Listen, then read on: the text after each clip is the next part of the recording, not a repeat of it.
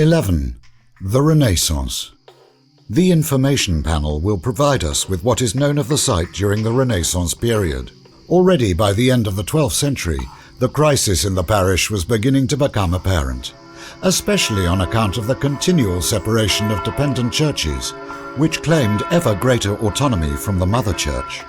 From the 15th century onwards, following the changes of organization in the parish system, only fully completed at the end of the 1500s after the reform of the Council of Trent, San Bartolomeo became the parish church solely for the rural village of Bornato.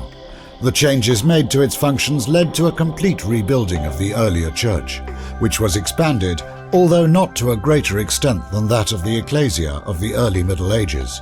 From this era, the walls of the apse have been preserved at a height of about 1 metre, along with the south side, the facade and north side. The latter is punctuated by semi-columns in terracotta, which together with the 3 cylindrical pillars placed between the aisles supported the vaulted ceiling.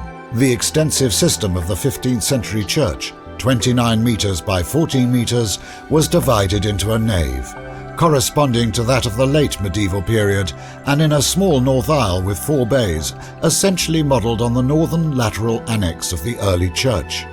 The expansion to the north, with the addition of the aisle, involved the demolition of the Romanesque bell tower.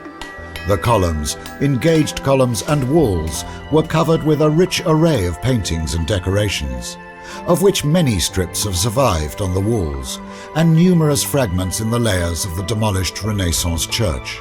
Some of these frescoes are preserved in the present-day parish church and the nearby cemetery church. We will be able to see these further along the tour.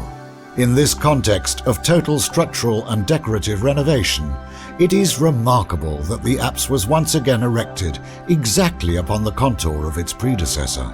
It is therefore possible that this insistent formal continuity from the early Middle Ages until well into the 15th century has to do with the special sanctity of the apse conferred to it by the presence of the ancient confessio beneath the altar.